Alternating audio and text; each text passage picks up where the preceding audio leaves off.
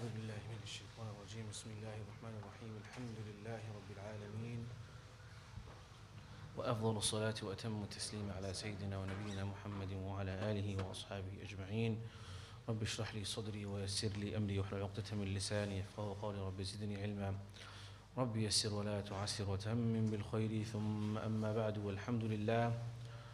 Today inshallah we'll be moving on to chapter number 155, which is the chapter of Bab al-Salati ala al-Mayyiti and the وحضور دفنه, the chapter in which we'll be inshallah speaking about and learning about a hadith which speak about the virtues of praying janazah over someone and the virtues and the rewards of attending their burial and some regulations relation to that. The first hadith is Bismillah ar-Rahman ar-Rahim. The first hadith is وعن أبي هريرة رضي الله عنه قال قال رسول الله صلى الله عليه وسلم من شهد الجنازة حتى يصلى عليها فله قيراط ومن شهدها حتى تدفن فله قيراطان قيل وما القيراطان قال مثل الجبلين العظيمين متفق عليه. This hadith is being narrated by Sayyidina al-Imam Abu Hurairah radiyallahu anhu ardahu, the narrator of the most number of hadith from the Prophet sallallahu alaihi wasallam, and he is narrating that the Prophet Muhammad sallallahu alaihi wasallam has said that whomsoever follows the funeral procession and offers the funeral prayer for it will get the reward equal to one qirat. The word is qirat. The word is qirat is coming. And whoever attends the janazah and then follows the procession until it is buried, until the burial, will get the reward equal to 2 qiratan. It was asked, what are 2 qirat? What is the meaning of the word qirat? He sallallahu alaihi wasallam replied that it is the equivalence of 2 very large, huge mountains. So just attending the janazah of a Muslim is, of course, first of all, is fard kifaya. That attending the janazah and performing the janazah and the burial of a Muslim is a communal obligation. And that, of course, is some people have to do, and if no one in the community does and the funeral is left and not janazah is prayed over and it's not buried, then the whole community would be sinful. But we're talking about after or for those who actually attend the janazah, their reward, of course, along with fulfilling the fard kifaya, will also be for attending the janazah 1 qirat, the reward of a huge mountain. And for attending the janazah and then also waiting for the burial and going to help with the burial and following the janazah until it is buried, this is the reward is multiplied to two heavy, huge mountains. And the Prophet ﷺ has left that to mean mountains. And in another hadith you learn that it says like Uhud, very large and massive mountain.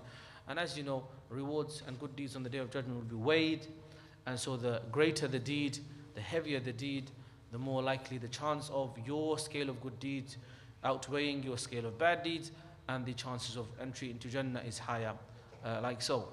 The next hadith is also being narrated by the same narrator, i.e. Sayyidina al-Imam Abu Hurairah radiyallahu anhu arda. He says, قال رسول الله صلى الله عليه وسلم قال من اتبع وعنه أن رسول الله صلى الله عليه وسلم قال من اتبع جنازة مسلم إيمانا واحتسابا وكان معه حتى يصلى عليها ويفرغ من دفنها فإنه يرجع من الأجر بقيراطين وكل قيراط مثل أحد ومن صلى عليها ثم رجع قبل أن تدفن فإنه يرجع بقيراط رواه البخاري. This hadith is also similar in meaning, but it's a different wording in which he is narrating that the Prophet Muhammad ﷺ has said, whoever attends the funeral of a Muslim believing and hoping for the reward. So not just attending the janazah accidentally, but attending it with belief that inshallah this is a good action and this is and he's expecting reward from Allah. So sometimes, of course, you just end up praying janazah and you don't have the full focus, full attention, then in that case the reward may be less. But this vast reward is for the one who attends the funeral of a Muslim while hoping for the reward, while expecting reward from Allah, and while being confirmed of its reward. Then Allah will grant him the reward will reward of a one complete qiraat, and of course for the one that attends the janazah and the funeral, then and the qiraat is like the size of a mountain of Uhud, and so it's extremely heavy. So next time you attend and you have the opportunity to pray janazah, and this is one of the shortcomings unfortunately in our masjid in Darul Ummah, which is that we don't have janazah here. But maybe inshallah in the future we can have janazah, because it's a huge reward and it's a huge ajr and a huge a service for the community as well. So next time you have an opportunity to pray janazah, whether it be in our local Islamic masjid or other masajid, then do attend, because it's a huge reward. And if you're not doing anything, if you do have some free time, if it's of a friend or a relative, then don't think that going to the burial ground is just a waste of time. It's just my shoes are going to get muddy and it's going to be I'm going to get stuck in traffic and so on. All of this is worth it, because you get a huge reward, and of course add to it the reminder of death itself, how when you actually see the funeral is a reminder, but then seeing the burial itself is a greater reminder to actually be part of putting the person into the ground, into the soil, and then putting the soil on top of the person after they're buried is a huge reminder of yourself. And this is very beneficial for your iman and for your actions and for your ibadah, because you will remain more focused in that way. The next hadith is being narrated by Atiyah. She was one of the Sahabiyat, companions of the Prophet Muhammad sallallahu alaihi wasallam. She was one of the Ansar from Medina, one of the Medinans. She reports a hadith about janazah, which is pertaining to women. She says, "Nuhina an ittiba' al-janaizi, wa lam yu'zam alayna muttafaqun alayh." She says that we were forbidden, we were prohibited from accompanying the funeral procession, but we were not forced to not go. So it was a instruction that you shouldn't go to attend the janazah, the burial itself. Of course, attending the masjid is it's a right that men and women can attend the masjid. The women can attend the masjid as much as men can, and the Prophet ﷺ said that do not prohibit women from attending the masajid. And of course, there is, in terms of ajr, the Prophet ﷺ did say that the ajr for the women praying at home is greater, but ultimately if they want to go to the masjid, and if there is benefit for them to go into the masjid, then this is what should be done. We're talking about accompanying the funeral procession until its burial. The women were prohibited, and this prohibition is not the prohibition of haram, it's basically prohibition of karaha, of dislike. So it is not the best thing for them to do. Rather, it is best for them to make dua and have patience and do other things that they can do in terms of helping the mayyit, because the hadith is saying that the Prophet ﷺ, prohibited, but not for haram, not for hurma, for karaha, because she then says we were not compelled not to attend, which means that if someone really wants to attend, if a sister wants to really attend, you can't force her not to go, because the Prophet ﷺ did not force anyone not to go. As long as they maintain the adab and the akhlaq and the etiquette of attending the janazah, which is not to cry extremely loudly, which is not to free mix, which is not to that becoming a means of mixing and whatever and unnecessary discussions. These kind of things should be completely avoided. So in summary, women preferably and ideally, they don't have to attend the janazah burial itself, but should they really want to, then they are allowed to. But they should be very careful, and the men should also be very careful that all adab and akhlaq and the dignity and the respect of the janazah and of the qabr and of the burial procession is maintained, inshallah. The next chapter is called the Babu Istihbab Takthir al-Musallin fi al-Janazati wa ala al-Janazati wa ja'alu sufufihim thalathatun fa akthar. The next chapter is saying the excellence of participating in a funeral prayer in large numbers and the formation of them in 3 rows or more. Meaning, we say that janazah praying is fard kifaya, and so technically if just 3 or 4 people done it, it would be done for the community, but we have multiple ahadith which are encouraging us that we should make the janazah as large as possible, because you'll see the virtues and the benefits of it. And that's why attending janazah and making the jama'ah bigger, and those whose janazah are bigger and the janazah salahs are bigger is a sign, is a good thing. It's a good thing, it's not something bad, and it's something praiseworthy.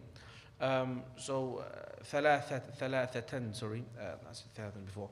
Okay, and the hadith reads وعن عائشة رضي الله عنها قالت قال رسول الله صلى الله عليه وسلم ما من ميت يصلي أو يصلي عليه أمة من المسلمين يبلغون 100 كلهم يشفعون له إلا شفعوا فيه. This hadith is being narrated by our beloved mother of the believers, Aisha radiallahu anha wa ardaha. She is narrating the Messenger of Allah said, if a group of Muslims numbering 100 numbering 100 or more of course, perform the funeral prayer over a deceased person, and all of them ask for Allah's forgiveness for him or for her, then their prayer for the person, the mayyit, will be accepted, subhanAllah. But the number is 100, specified as 100, so 100 or more. So the more the merry, the more the better, which is that we should try to attend janazas, and if somebody is asked to attend, we should try to attend. And also we should try to voluntarily also attend, because attending the janazah has got the reward of qirat, of a huge mountain of reward, as well as it's a means of shafa'ah, it's a means of forgiveness, if we ask for the forgiveness for the deceased. And of course in the dua of the mayyit we say, Allahumma ighfir li hayyina wa mayyitina wa shahidina wa ghaibina wa saghirina wa kabirina wa dhakarina wa unthana, Allahumma man ahyaytahu minna fa ahyihi ala al-islam wa man tawaffaytahu minna fa tawaffahu ala al-iman. And dua is slightly different for children. And just a reminder of how the janazah prayer works. According to the Hanafi school of law, the janazah prayer is compiled just like other schools, is of 4 takbirat. As to what you say in the takbirat and after the takbirat is slightly different from other madhaib. And according to the Hanafi school of law, the janazah is led by an imam, and of course the imam will be reciting, and the musallin will also be reciting behind the imam in their own salah. And it will be as follows: with the initial takbir, Allahu Akbar, the arms will be folded just like you would do in salah. Allahu Akbar, and arms will be folded. And then initially the musallin and the imam will say, Subhanaka Allahum wa bihamdika wa tabaraka ismuka wa ta'ala jadduka wa la ilaha ghayruk, which is the thana of the salah as per usual. There are, I think, some narrations to say wajalla thana'uka, but there is, I think, from Allahu Alam, from what I remember, this wajalla thana'uka addition is not necessary per se. It's just the normal standard thana, Subhanaka Allahumma wa bihamdika wa tabaraka ismuka wa ta'ala jadduka wa la ilaha ghayruk. That's after the first takbir. After the second takbir, and notice that with these takbirat, these are not like the Eid takbirat, whereby you lift your arms. Here there's no lifting of the arm. You say Allahu Akbar, Imam says it loudly, Musallin say it quietly, and not fold, you don't raise your hands. So Allahu Akbar, you say quietly in that way. After the first in the first takbir, Imam Allahu Akbar says it loudly, but you say Allah and quietly. You say Subhanakallahum, the Imam says it quietly. There's no loud prayer, there's no loud recitation in the entire janazah. And then we say the second takbir, Imam says Allahu Akbar, everyone else says quietly, and you leave your arms rested on your, as they are folded. And then you say Allahumma salli ala Muhammad wa ala ali Muhammad, correct? Kama sallayta ala Ibrahim. You did the salawat upon the Prophet Muhammad sallallahu alaihi wasallam. That's after the second takbir. After the second takbir, you read the salawat upon the Prophet sallallahu alaihi wasallam. And then again the third takbir happens in the same way as the first two, which is Allahu Akbar loudly for the Imam, no hands raised but quietly for the Musallin. And then you read the dua for the mayyit, which is Allahumma ighfir li hayyina if it's adults, and if it's for children there is Allahumma ja'alhu lana faratan wa ja'alhu lana ajran wa dhukra wa ja'alhu lana shafi'an wa mushafa'an, etc. But of course you are allowed to make any dua as long as it's within from the Quran and Sunnah, or even in Arabic as long as it does not resemble human speech. You're allowed to make any dua. Not just Allahumma ighfir li hayyina, you can make more du'as. And these du'as should be from the Quran and Sunnah, can be from the Quran and Sunnah, ideally from the Quran and Sunnah, but even if they're not, they should be in Arabic at least. And if they are in Arabic and not from the Quran and Sunnah, they should not resemble human speech. And so you make that du'a, and the fourth takbir thereafter comes, Allahu Akbar. Imam says it loudly, everyone else says it quietly, there is no raising of the arms. And then after that takbir we say salam. Assalamu alaikum wa rahmatullahi wa barakatuh. Assalamu alaikum wa rahmatullahi, sorry. On the right and on the left. As you've noticed, there is no ruku', there is no sujood, there is no loud prayer, and so on. And thereafter the janazah is then taken and carried towards the funeral ground. And of course the full detail of the funeral is more extensive. But this is generally the way of praying the janazah prayer itself. It is fard kifaya, and that means some people must pray it, and those who pray it fulfill 2 obligations, one for themselves and one for the whole community. And so some ulama argue that doing fard kifaya is more rewarding than doing the fard ayn itself, because you are fulfilling the obligation for others as well. So there is 2 reward in that, or 2 types of reward in that. Nonetheless, see in this hadith, Aisha radiallahu anha warda says that if a group of Muslims numbering 100 perform funeral prayer over a dead person, and all of them ask for Allah's forgiveness for him or for her, of course, then their prayer for them will be accepted. For her, for him who's passed away, will be accepted. And so it's very important that we make the dua sincerely. Because again, like you say, whatever goes around comes around, and it's also in the hadith, كَمَا تَدِينُ تُدَانُ. How you treat others, you will be treated in a similar way. And so inshallah, hopefully, if we are sincere in our du'as for others, then Allah will allow for others to be sincere in their du'as for us when we pass away. Also, don't miss the opportunity of doing ziyaratul qubur as much as you can, whenever you can. If you're nearing a qabr and you're going past, then you should do the salat, assalamu alaikum ya ahl qubur, and the du'as that are there. And the Prophet ﷺ said that كنت قد نهيتكم عن زيارة القبور ألا فزوروها, that he used to initially forbid them from visiting the graves, but then the Prophet ﷺ allowed it, and it's from the sunnah, okay, to make dua for them and to visit them and to be a reminder for their own death and so on. As for sitting there for extensive amounts of times and doing other things beyond dua and tilawah, for example, then there is no such thing as that. There are some extremism, there is some extreme actions that some people do. I don't even know how they find the logic for this, which is some people go and pray there, some people go and do tawaf there. It just doesn't make, a'udhu billahi min dhalik, may Allah keep us on, may Allah guide us and guide them as well, because there is no grounds for that, and this would be completely wrong and a sin. Anyway, moving on to the next hadith. The next hadith is narrated by Sayyidina Abdullah ibn Abbas radiallahu anhu arda. وعن ابن عباس رضي الله عنهما قال سمعت رسول الله صلى الله عليه وسلم يقول ما من رجل مسلم يموت فيقوم على جنازته 40 رجلا لا يشركون بالله شيئا إلا شفعهم الله فيه. And so in this hadith we have a smaller number, which is before it was 100, now it's saying, giving the dispensation of even a 40 people that do it. رواه مسلم الحديث رواه مسلم في الجنائز باب من صلى عليه 40 شفعوا فيه. أفاد الحديث. Okay. So this hadith is narrated by Sayyidina Abdullah ibn Abbas, and we know who Abdullah ibn Abbas is. You've heard about him before. He was the habr of the Ummah. He was the most knowledgeable of the Sahaba when it came to the tafsir of the Quran. The Prophet ﷺ taught him. Prophet ﷺ made dua for him. And, he was one of the scholars from the Sahaba that transmitted the largest number of hadith from the Prophet ﷺ. And he was also from the teachers who left behind many students from the Tabi'een and so on. Abdullah ibn Abbas reports that the Prophet ﷺ said, if a Muslim dies and 40 people who do not associate anything with Allah in worship participate in the funeral prayer over him or her, of course, Allah will accept their intercession for him or for her.